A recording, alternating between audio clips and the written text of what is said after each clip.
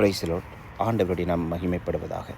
யோவான் புஸ்தகம் 1வது அதிகாரத்திலே 16வது வசனத்திலே ஆண்டவருடைய வார்த்தை இப்படியாக சொல்லுகிறது. அவருடைய பரிபூரணத்தினால் நம்ம எல்லாரும் கிருபையின் மேலே கிருபை பெற்றோம். கிருபையின் மேல் கிருபை, கிரேஸ் அப்பான் கிரேஸ். கர்த்தர் எவ்வளவு நல்லவர் பாருங்கள். பரிசுத்தமுள்ள ஆண்டவர் நமக்காக நம்முடைய அக்கிரமங்கள், நம்முடைய மீறுதல்கள், நம்முடைய பாவங்கள் எல்லாவற்றையும் தான் ஏற்றுக்கொண்டு சிலுவையிலே நமக்காக வெற்றி சிறந்திருக்கிறார். நம்முடைய எல்லா அக்கிரமங்களையும் எங்களை விட்டு அகற்றிவிட்டார். நம்முடைய எல்லா பாவங்களையும் எங்களை விட்டு நீக்கிவிட்டார்.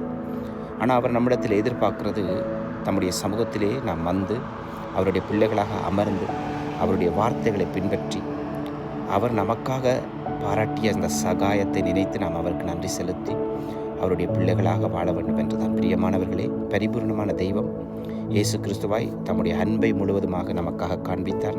தம்முடைய ரட்சிப்பை நமக்காக தந்திருக்கிறார். நம்மை அவர் ரட்சித்திருக்கிறார்.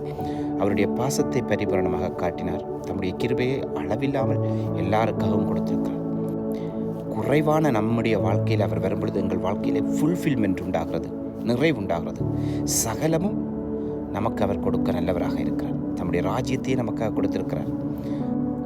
கிருபையை நாம் நம்பி அவரிடத்தில் வருவோம்.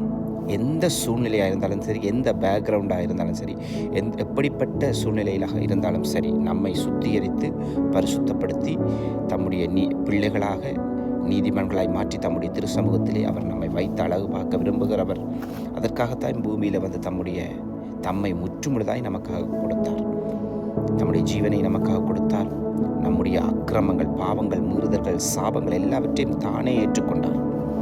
அவர் நமக்கு அந்த விடுதலையை கொடுத்திருக்கிறார். அவருடைய ரட்சிப்பு அது மிக மிக மிக ஒரு மனுஷனுக்கு மிக அத்தியாவசியமானது. அவர் இல்லாமல் ரட்சிப்பே இல்லை. இயேசு கிறிஸ்து இல்லாமல் ரட்சிப்பே இல்லை. அவருடைய பரிபூரணம் நம்முடைய வாழ்க்கையிலே ஜீவனை கொடுக்கிறது. அவருடைய பரிபூரணத்தினாலே குறைவுள்ளவர்களாகிய நாம் அவருடைய நிறைவை பெற்றுக்கொண்டிருக்கோம். அவர் நம்மிடத்தில் வரும்பொழுது நிறைவு, எல்லா குறைவும் போய்விடும். ஆகவே இயேசு கிறிஸ்துவுடைய பரிபூரணம் உங்களுடைய வாழ்க்கையிலே அளவில்லாத கிருபையை அவர் உங்களுக்கு தந்திருக்கிறார். அதை விசுவாசித்து அவருடைய சமூகத்திலே வந்து ஆசீர்வாதங்களை சுதந்திரித்துக் கொள்ளுங்கள். God bless you.